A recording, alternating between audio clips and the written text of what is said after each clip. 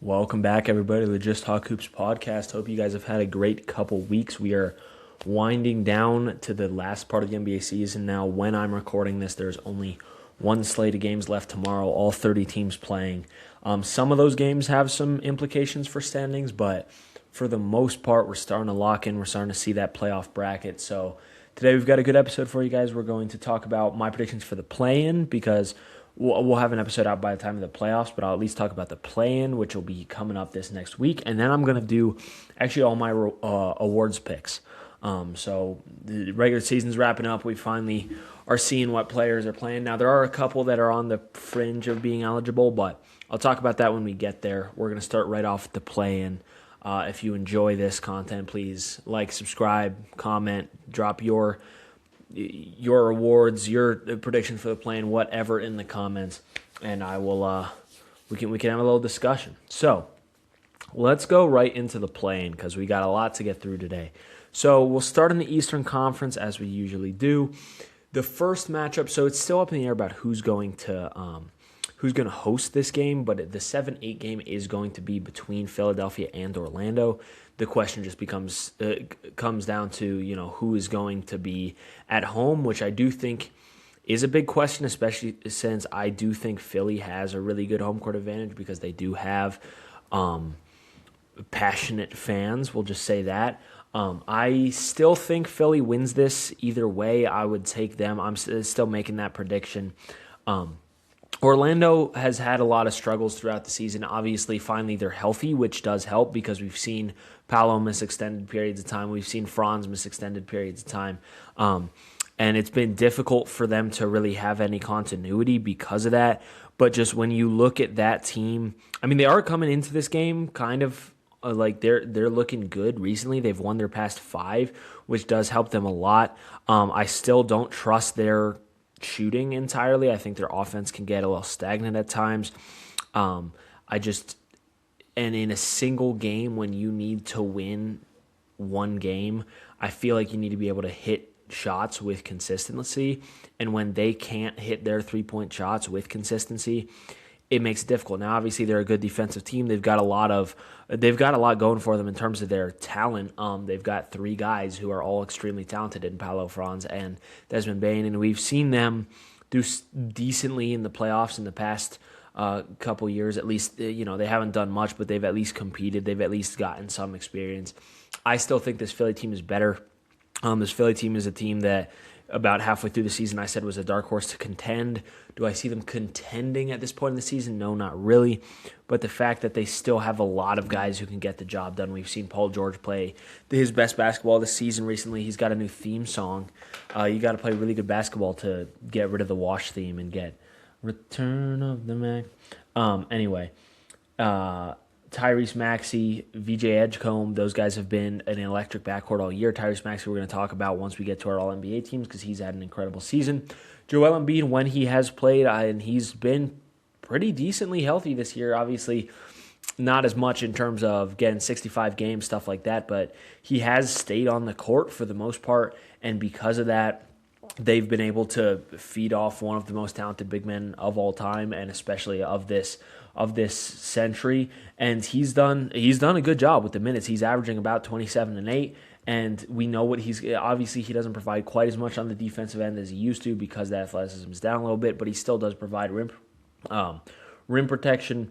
He still is very capable at spacing the floor. We know he's one of the best scoring bigs in the league. His efficiency hasn't been incredible this year, but it's still, he's still been a really, really good player, and we've still seen him be able to go off on occasion and just lead that team. So even if Tyrese Maxey, even if that Orlando defense, because they do have some answers for Tyrese Maxey in terms of they've got Jalen Suggs, who's a really solid perimeter defender. They have a lot of other really good perimeter defenders around him, or at least other good defensive personnel. They're a team that I think their defense was a little bit better last year. I was a little more impressed by the defense last year, but even still, we know they have the personnel.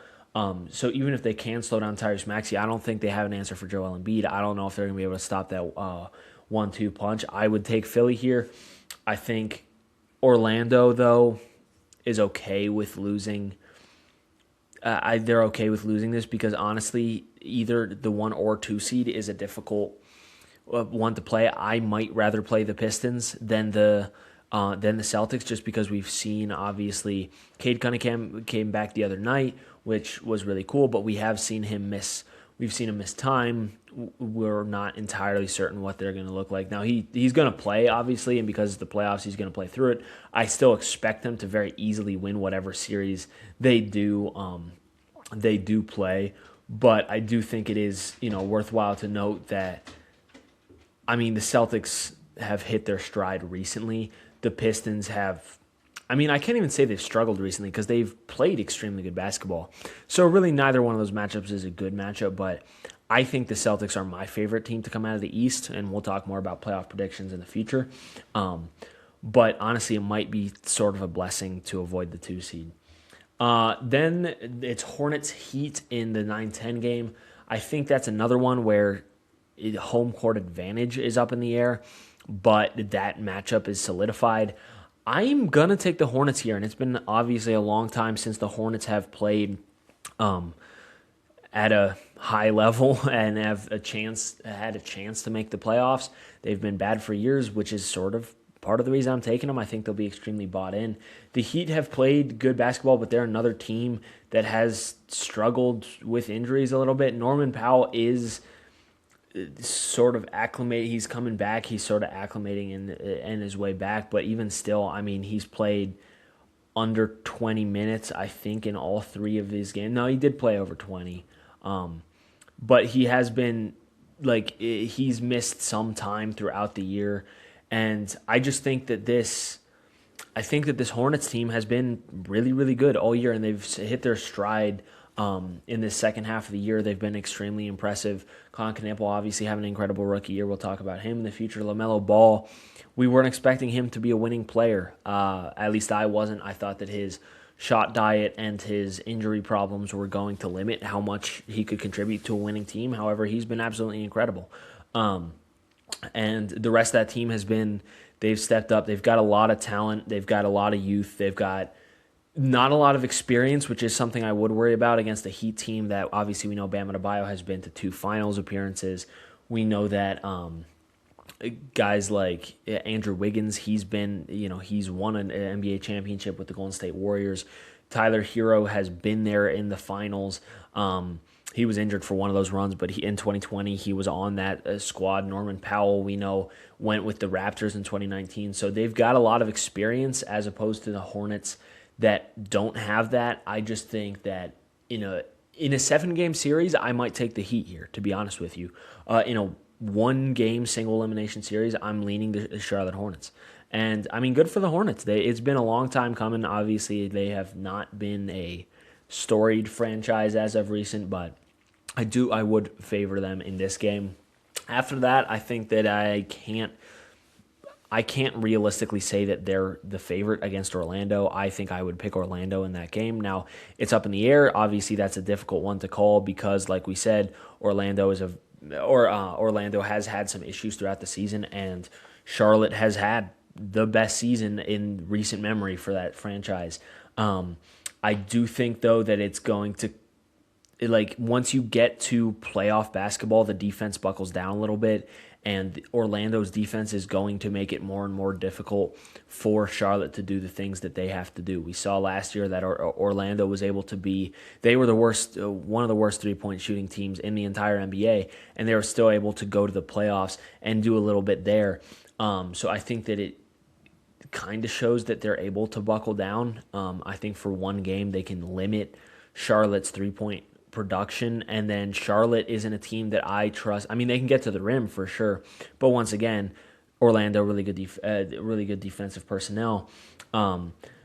Mid-range wise, there's not much that Charlotte has in that category. So once their rim production and their 3-point production are limited, their transition production potentially limited, it's going to be difficult for them to create in the half court, I feel like, against this Orlando team.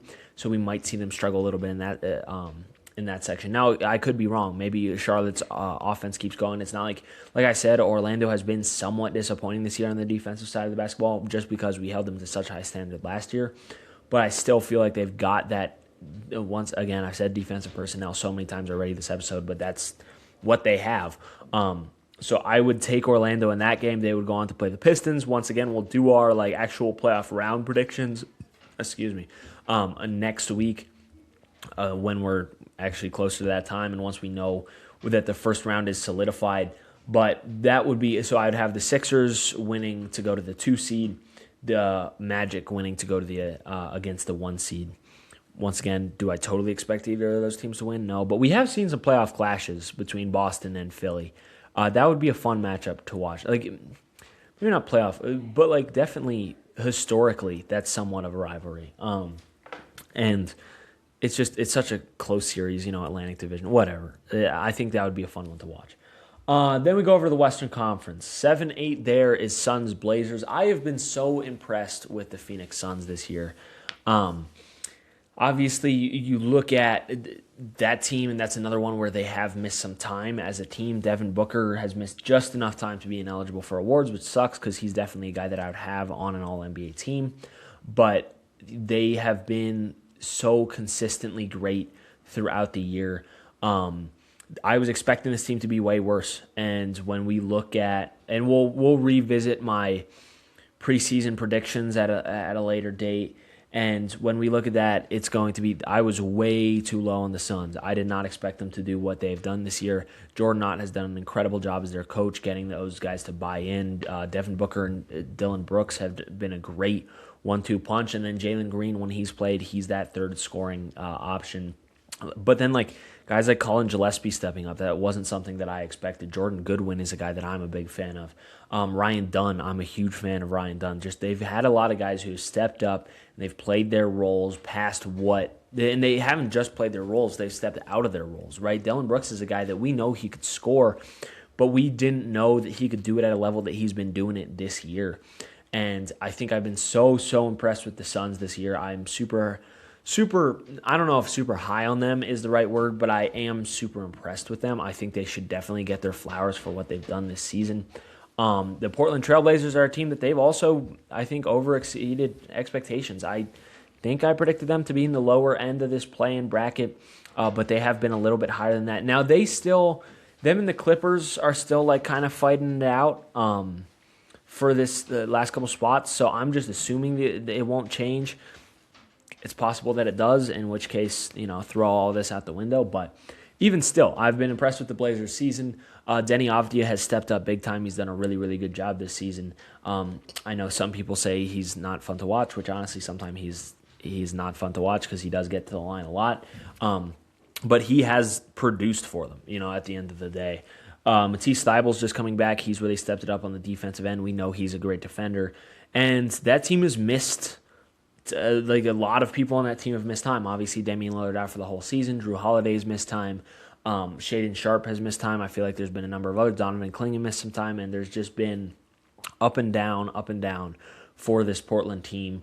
But they have done a really good job overcoming that, and once they've made their way into the playoffs, which is a great milestone for them because this is the first time since those Dame years, the first stint of Dame years, But and now we're looking at them. We're saying, okay, Suns, Blazers, two teams that have overexceeded expectations. It's sort of going to come down to who's healthier, and I don't totally know the timetable for all these guys to return. I know that we've seen, the Blazers are pretty much fully healthy, but we've seen them be somewhat injured. I think that the Suns, although their injury report shows a ton, I think that's mainly because they're locked into their spot. They don't really care about whether they win or not. So I would say, personally, I'm taking the Suns. I just think, we know I just went on a whole rant about the Suns. I've been really impressed with the basketball that they've played. I think that the Blazers could 100% steal this game. I wouldn't be surprised whatsoever if they were to do that.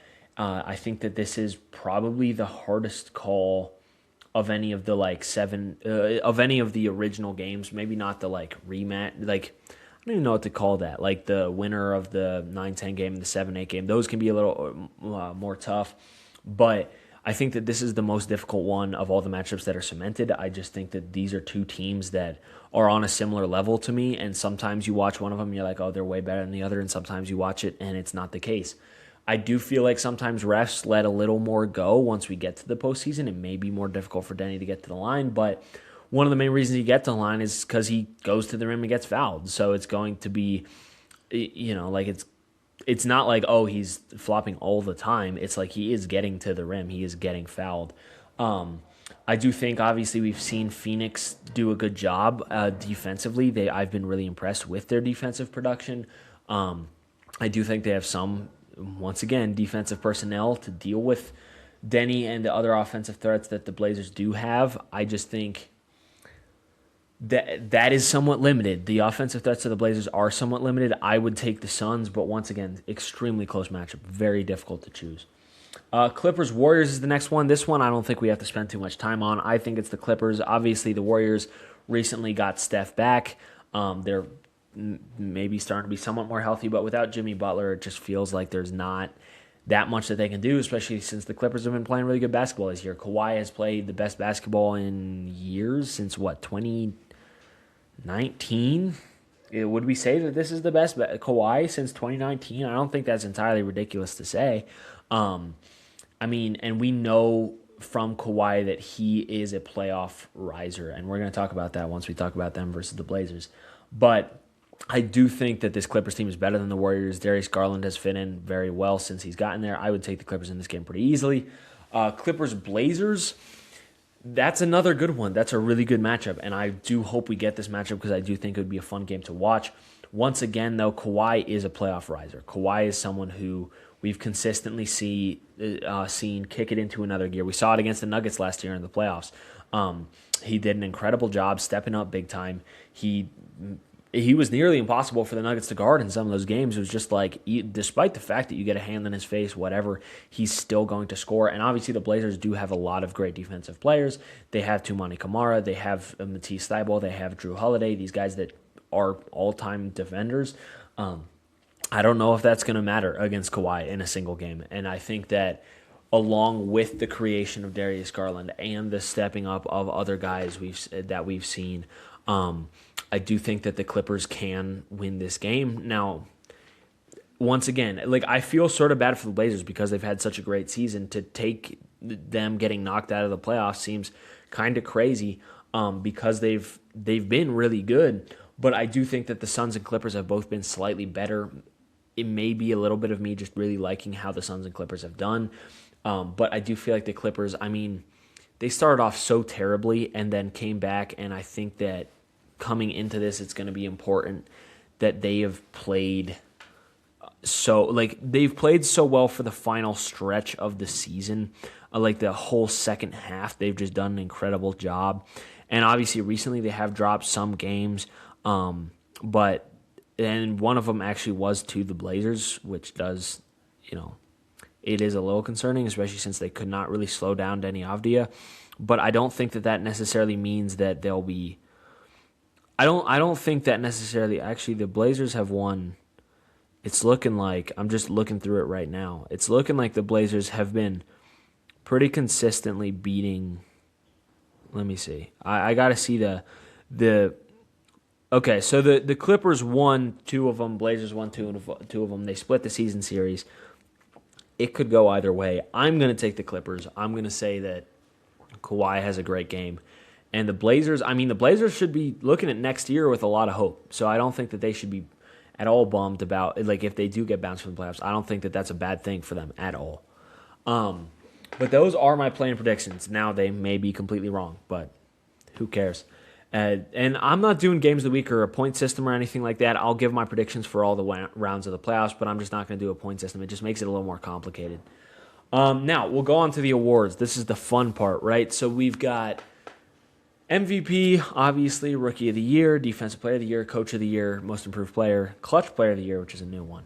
We'll go through each one of them. I will give my pick We're going to start off with the one that'll probably get the most people mad, especially since I have a Nuggets shirt on right now.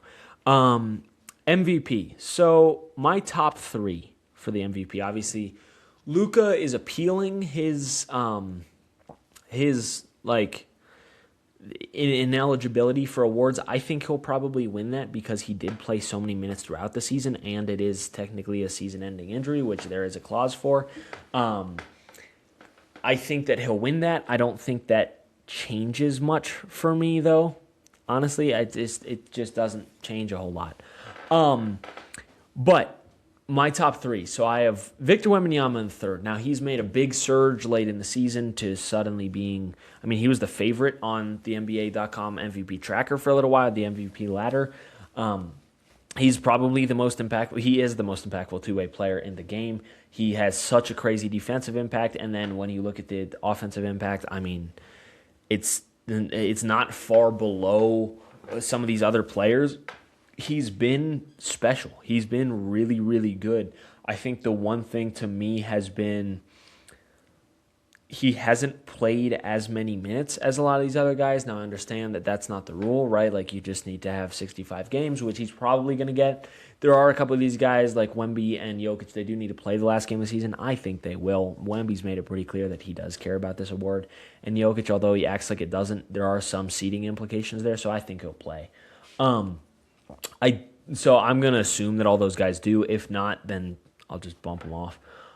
And I think the thing for me is going to be with Wembanyama, even though the Spurs have been absolutely incredible and he's played great basketball, he has played less minutes than the rest of these guys. I think that that's something that the voters and I would look at a little bit as being like, yes, he's extremely valuable, but I think the most valuable player has to be on the court a lot, and not all the time. And I won't fault him for trying to stay healthy and stuff like that, but I do think that that is going to have to be something that we look at as, is Victor Wembanyama, like, is he providing as much value as he could since he's limiting his minutes? And is that a good reason to not have him in the MVP race? No. And if it was any other year with other candidates, then yeah, he might win it. To me, though, this is a different year. This is a year where Wembanyama is, or where we've got other guys having absolutely incredible seasons. Second place, this is why I said people are going to get mad. I have Nikola Jokic. I think for the first 3 months of the season, easy number one option for me in terms of MVP.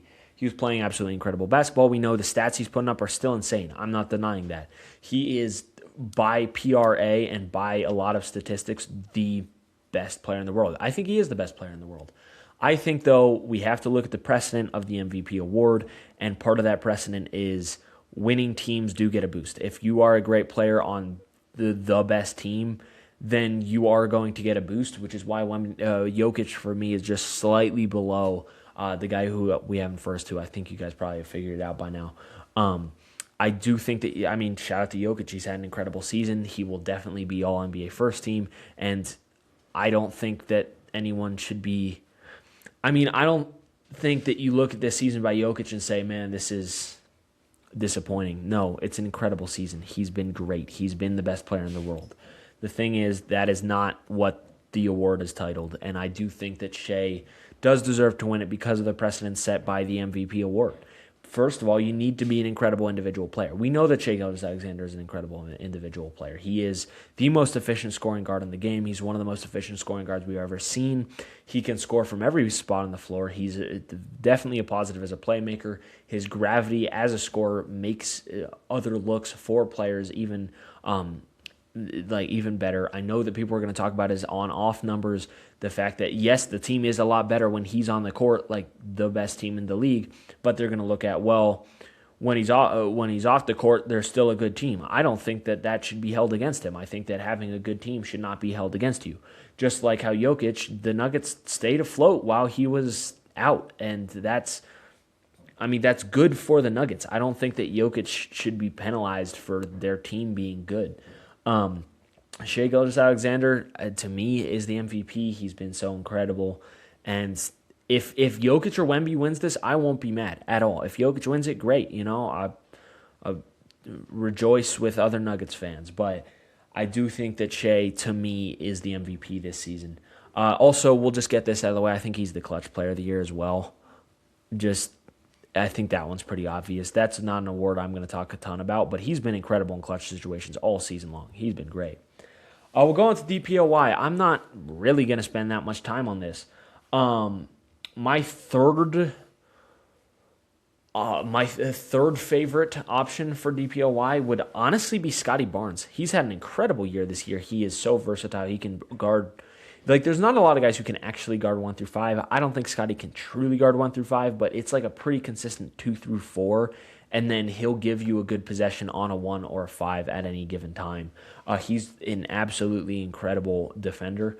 So, yeah, I would give him the slight edge in 3, but that doesn't really matter because these top 2 guys are head and shoulders, quite literally, above the rest of the people.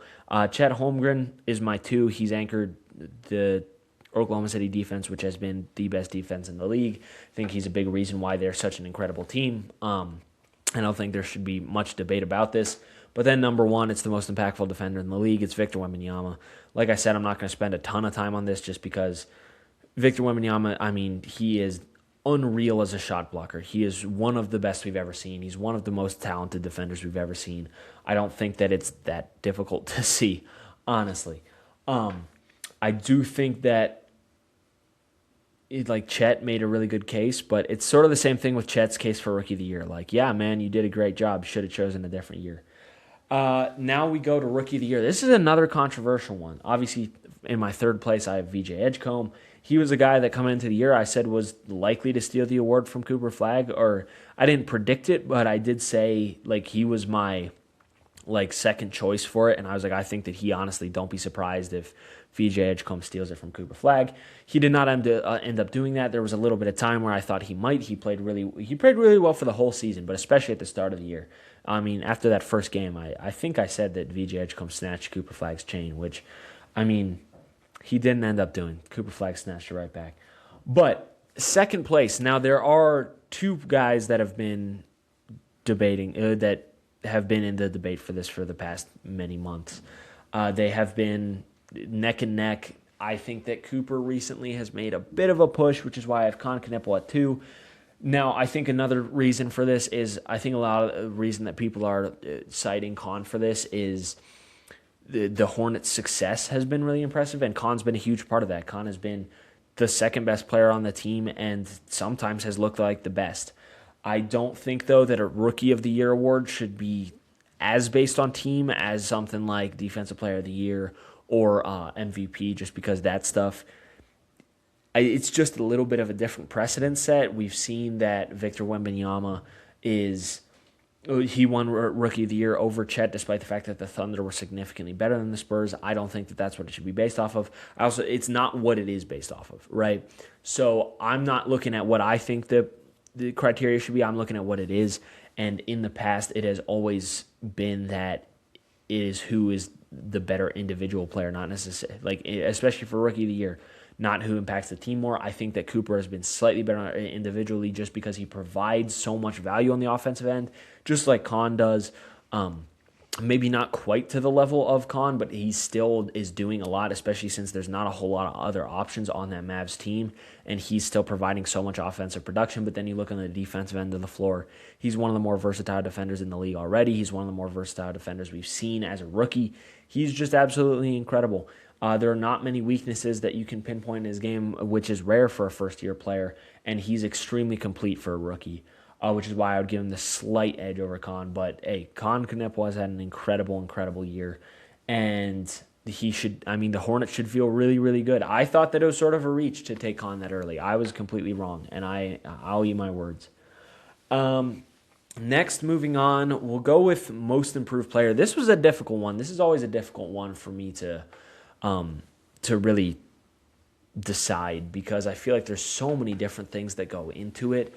And honorable mention for me is Jalen Johnson. Jalen Johnson is a guy who he stepped up to being an all-star, all-NBA caliber player this year.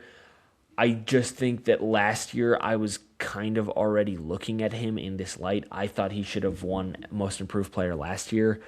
And then you look at him this year, and although he has improved from last year, I don't feel like it's such a shocking improvement that it warrants the most improved player. Now, if he ends up being top 3 in voting, I wouldn't be mad. I don't think he should win it, but I am a really big fan of Jalen Johnson. He's a guy who before the year I predicted to have a really good season, and he has. He's stepped up big time. He's been a big reason for why the Hawks have made such an incredible run recently and why they've cemented a playoff spot even without Trae Young. And they've ended up living up sort of to the expectations that I had for him before the season, but not because of the reasons I thought. And they've changed. There's been a lot of turmoil. There's been a lot of change. Even still, he's continued to be an all-star level player, and he's continued to lead them to wins, which is really, really cool to see. He's slightly off of most improved player for me. At 3, I do have Deni Avdija. We just talked about him a little bit. He's done an extremely good job, even though there have been players that have missed time on that Trailblazers team. He has continued to play at a really high level. Their offense has been not great without him on the court, but when he is on the court, that he's led them offensively. He's been a big reason for all of their success. And I know that he's not the most fun to watch, but he's been really good as a basketball player all season long. And that is a big step up from last season. Second place for the most improved player, I do have Jalen Duren. I think Jalen Duren to me is the one who changed his game the most of these 4 guys.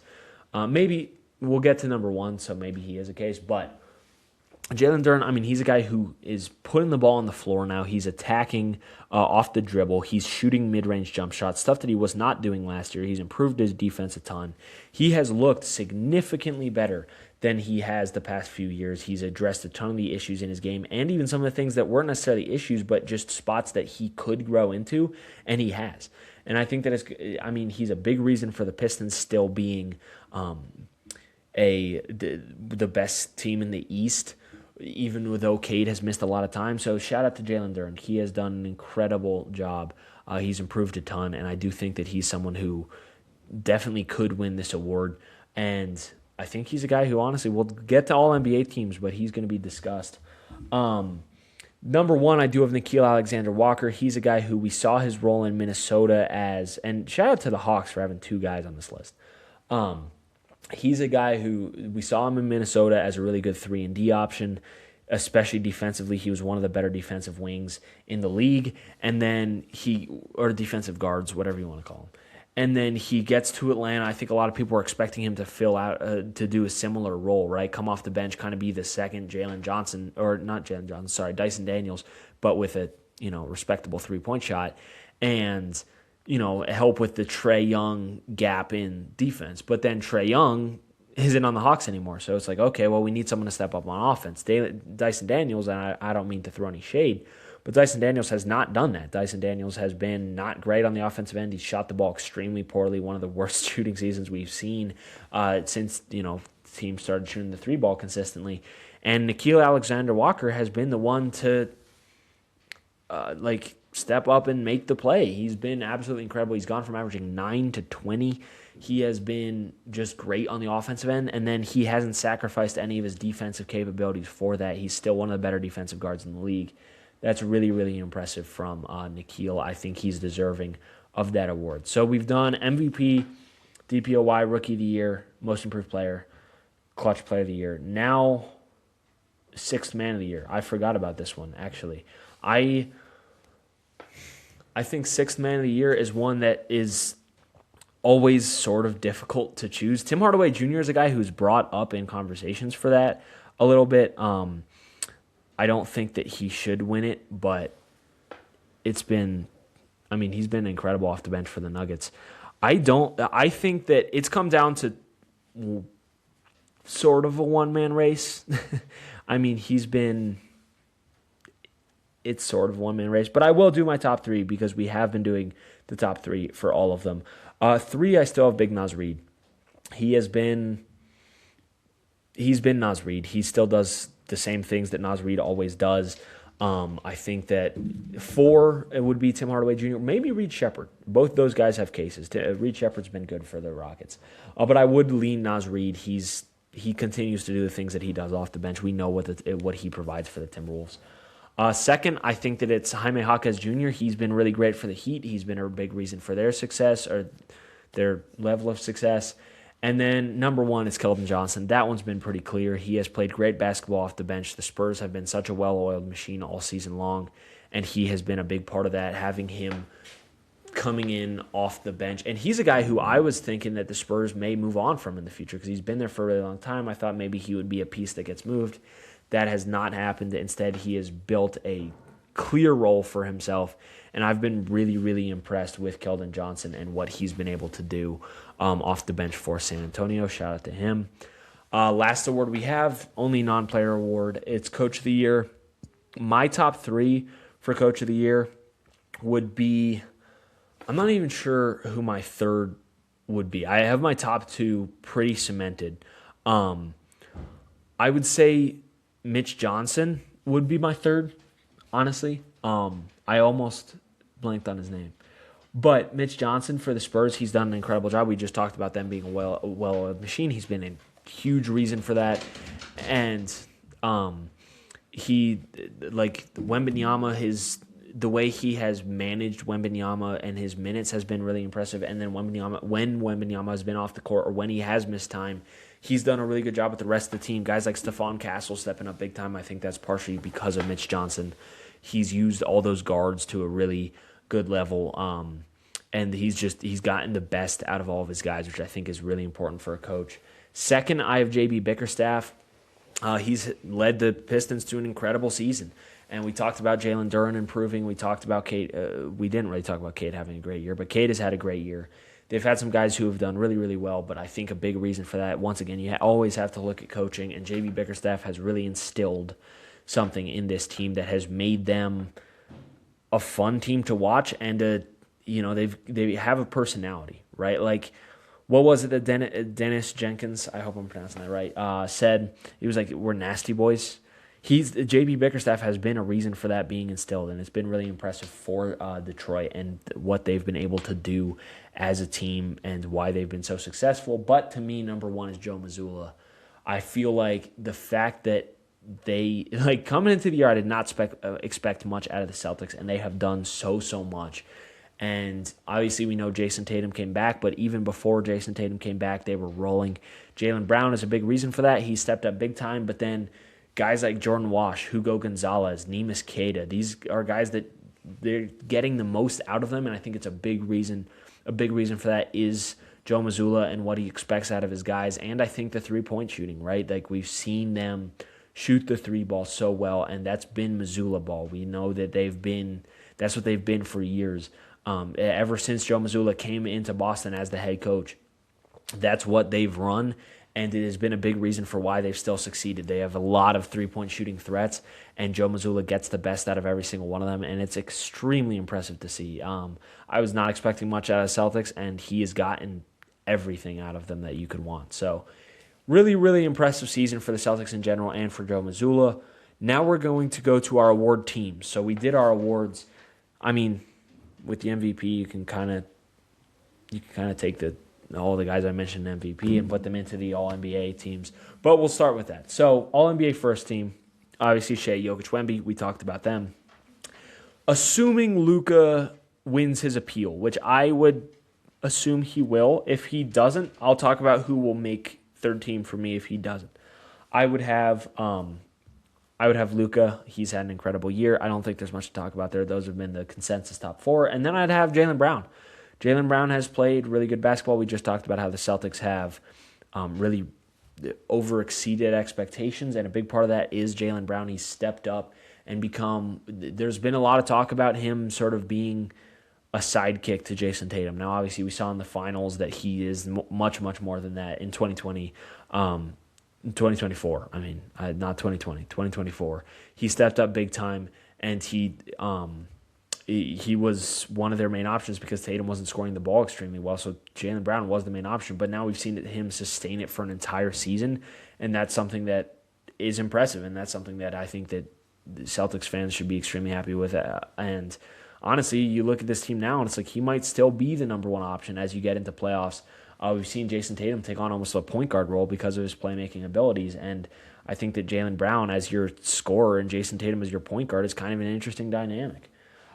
Second team, I have Kawhi Leonard. We talked about how he's having one of the best years of his career. He's been scoring the ball extremely well. He's stayed on the court, and we know that he still provides value on the defensive end. I think that he would make first team if Luka was to not win his appeal, so that's who I would move up. And then also on the second team, I would have Donovan Mitchell. He's played great for the Cavs, especially recently. They've really turned it around since sort of a disappointing start to the year. Obviously, the top of the East is a little bit congested, but they've still done a really good job. He's another guy who I would look at as we go into the playoffs and say he is a riser. We've known that ever since his Utah days. Like, he has consistently risen in the playoffs. Following him up, and I'm spending a little less time on these than I did on the awards just because I feel like give them their flowers and move on. Next on the second team, it's insane that he's still doing this. I have Kevin Durant. He has been so consistently great throughout. I mean, he will never be bad, it feels like. He's just continuing to provide insane production. He's able to stay healthy this year, which is something that has been sort of a struggle for him in the past, but he still provides incredible scoring, incredible efficiency, and on a Rockets team that has sort of a difficult time creating offense for themselves. Kevin Durant has created offense for himself. He's done a really good job at that. And if you took Kevin Durant off of that team, their offensive creation would be really, really ugly. And I know Amen Thompson had a really, really great game or was it last night? I think it was last night, where he had like a 40-point game on one attempted three that he didn't even make. But once again, like that one attempted three, like this is a Rockets team that sort of struggles to shoot the ball. This is a Rockets team, and they're very hit or miss, right? Like we saw Tari Eason shoot the ball really well and then go into a terrible slump. He had to call up lethal shooter. You know, they're very hit or miss on that three-point shot, which, I mean, I guess everyone's hit or miss on the three-point shot. But, they struggle to shoot the three ball. They struggle to create offense, but Kevin Durant does both of those things at a Kevin Durant level. I mean, he's Kevin Durant. You know who he is. Following him up, I have Jalen Brunson. I think Jalen Brunson is still a second-team player for sure. I think that he got his position in the league got a little bit inflated during the playoffs last year.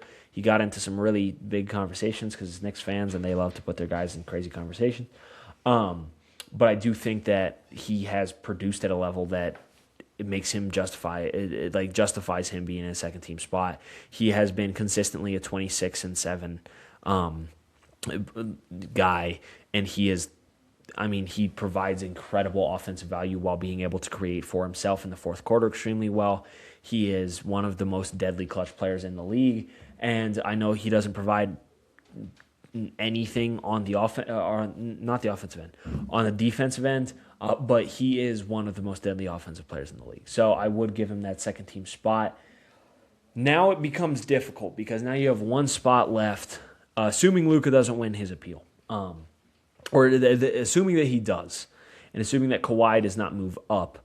You've got one spot left. Now, I don't put a ton of weight into second versus third team, so I didn't really nitpick this. But I would put Chet Holmgren second team just because of how much value he's provided on the defensive end while also being such a great running mate alongside Shea. Even though we've seen J-Dub miss time for the Thunder, he's stepped up and been that second guy, which I think is really, really valuable. We talked already about how great he's been on the defensive end. And, I mean, I think that there are some guys on the third team that you could make a case for. Once again, I don't put a ton of weight into that. As we go into the third team, Tyrese Maxey, he's got to be on there. He has produced. I was sort of debating between him, Jalen Brunson, and Chet. And another guy was in that conversation too, who I'll get to in just a second. Maxey has provided incredible offense for the Sixers and has stepped up big time for them, despite the fact that they have had some issues with staying healthy. Obviously, this has been one of Joel Embiid's more healthy seasons, but Maxey has been their number one guy, their go-to guy, and it's taken some of the pressure off of Embiid, which I think has actually been really, really helpful for the Sixers. But I do think that Maxey is a guy who has to be All-NBA this year. If they give him second team, great. He's a guy I'm a fan of. If not, then he should 100% be third. The other guy that was in that conversation for me was Jamal Murray. Jamal put up similar numbers to Maxey and to Jalen Brunson, honestly. And I think the biggest thing for Jamal, and the reason that this year is, I think, his best year, is he kept the Nuggets afloat while Nikola Jokic was out. And we know that other guys stepping up, right? Peyton Watson had a really incredible season this year. I feel like there were the random games where Spencer Jones, he stepped up big time. He was a good glue guy. We talked about Tim Hardaway Jr. off the bench. But still, we've had the Nuggets have had so many players miss time. Aaron Gordon, Nikola Jokic, Christian Braun, Peyton missed time. And they've just had a lot of injury issues. And nonetheless, Jamal Murray kept the ship on the right course. And even despite the fact that they have a barely second-year head coach, they have a team that has had depth issues in the past. This year, I think that they really did do a good job addressing that. But I think that Jamal Murray deserves a ton of credit for the success that the Nuggets did enjoy. So I think he should definitely be All-NBA this year. First time in his career, which is awesome. And then we get into the last three spots of that third team. I think Jalen Duren should be there. Obviously, Cade is not he's not eligible for any of these awards, but I think the Pistons should definitely have somebody, and Jalen Duren is extremely deserving. We talked about how he's grown his game, and he's become one of the best big men in the league. I think that but behind, obviously, Wemby, Jokic, and Chet, has been the best big man in the league, or the best center in the league, which is really, really cool. And I think that he does deserve that last spot, especially because of the Pistons' success. So it seemed kind of crazy to not give them somebody. I would give Scotty Barnes one of these spots as well, and then Jalen Johnson to round it out. Scotty, we talked about how versatile of a defender he's been, but he also provides pretty much everything. He's just versatile in general, and he is a guy who obviously he'll be on an all-defensive team, but then also he playmakes and he scores and he rebounds the ball extremely well, and he really provides anything you need. And the Raptors have played really solid basketball. It's a similar thing with the Hawks, right? We talked about Jalen Johnson in the most improved player conversation. He's been great for them, and he's kept them as a winning team. I think that he cemented himself as All-NBA, at least for me, during that last push of the season. And so I feel like those guys are all deserving of an All-NBA spot. Now, there's always some snub. So we'll see, maybe Scotty Barnes or Jalen Johnson, or maybe Jamal gets left off, something like that. The one guy that I would bring in if Luka was out would be LaMelo Ball. We talked about how he's done a good job being a more winning player this year, and it's finally not been a car crash of a season. That's just talk humor. Anyway, I'm sorry, that was terrible. Anyway, we'll move on from that. I think LaMelo Ball would be the honorable mention for this All-NBA team. He's who I'd put on. Devin Booker should be here, but he's just missed too many games. Sorry. As now we get into the defensive team, the top three, once again, they're clear. Wemby, Chet, Barnes. And then I would round out that first team with Asar Thompson, Rudy Gobert. Asar Thompson has been a big reason for the Pistons' defensive success. He's an incredible perimeter defender, incredible athlete. I think he's a better defender than his brother, while being maybe not slightly as insane of an athlete, but still a really good athlete. Rudy Gobert, he's a staple on these teams. He is, I was going to say the best rim protector in the league, but that's not true anymore. He is one of the best rim protectors in the league. He is a underrated smart defender. He's just very, very intelligent on the defensive end. He's got good positioning, good footwork. We know that he's not great on the perimeter, but that's not really his role. And also, he's not terrible on the perimeter. Like, he has the length to contest shots. He's not quick, so he can't keep up with, people are flaming him for getting fried by Luka on the perimeter. Everyone gets fried by Luka on the perimeter. It's Luka, Second team, I would go Derek White as the first guy on the second team. He's a guy who I debated putting on the first team over Asar or Rudy Gobert. I think that he's been incredible. He's such a good rim protector for a guard. It's insanely impressive. It's not something you see very often, but he is great at it. Plus, he provides great perimeter defense. He does everything on the defensive end, which is weird to say about a not super small guard, but about a guard. Then another one that I'd have on there is Cason Wallace. He has been the best turnover machine in the NBA. He's gotten the most steals in the league, which is really cool for him, and it's been a big reason. I mean, we know that Chet Holmgren is down there anchoring in the paint, but I do think that Cason is one of the reasons why they've had such great defensive success. And they have a ton of defenders, but I think Cason has been someone who's very deserving. Bam Adebayo is still on there. He's so switchable. He's so versatile. He does everything. He's one of those guys who just, like Scotty Barnes, just can play literally any form of defense that you need him to, and he is great at that. Now, I know the big storyline about Bam has been his 83-point game. It would be kind of funny if they gave him all NBA, and that was sort of the reasoning. But he's been great on the defensive end, as he always is. That's what Bam Adebayo brings you. He's so switchable. He's so versatile. He's incredible. Another guy who fits that mold is OG Anunoby, obviously smaller than Bam, but still does everything on the defensive end. He's been a big reason for the Knicks being able to hide some of their weaker defenders. They have Jalen Brunson, Karl Anthony Towns, who aren't incredible defenders, and OG Anunoby still keeps them afloat. Now, they do have other good defensive guys, so I won't pretend like he's doing it single-handedly, but he does provide them tons of switchable defense that is very, very valuable. Jaden McDaniels is the last guy I would have rounding out the defensive teams. Once again, Timberwolves, they're a top 10 defense. Jaden McDaniels gives you great defense, right? They got Kevin Durant, but we got Jaden McDaniels. That's something that he consistently does. There are some other guys who could make a run for that spot, but like Evan Mobley would definitely be a guy who I would say is an honorable mention here. But Jaden McDaniels, to me, just because honestly, it comes down to the Wolves have been better defensively than the Cavs. The Cavs have not been incredible defensively. The Wolves have been the Cavs have been middle of the pack. Like, they haven't been bad. They've just been middle of the pack, while the Wolves have been top 10 in the league. Rookie teams now, and we'll get through this real quick so that we don't talk forever. First team, Cooper Con, VJ, duh. After that, I would have Cedric Coward. I've been really impressed with his production. Obviously, it's been sort of a tumultuous season for the Memphis Grizzlies. John Morant has had his fair share of injury issues, and even when he has played, it hasn't looked like the Ja that we're used to. Jaren Jackson Jr. gets moved halfway through the year to the Utah Jazz. It was a tanking move. It was more of a rebuilding move. You're not bringing in any great talent. There's some young players in there who I don't mean to disrespect, but you're not bringing in someone as good as Jaren Jackson Jr. You lost Desmond Bane before the year. It was going to be a rough season for the Memphis Grizzlies, but Cedric Coward has come in, and he's done a really good job providing them with something to look forward to.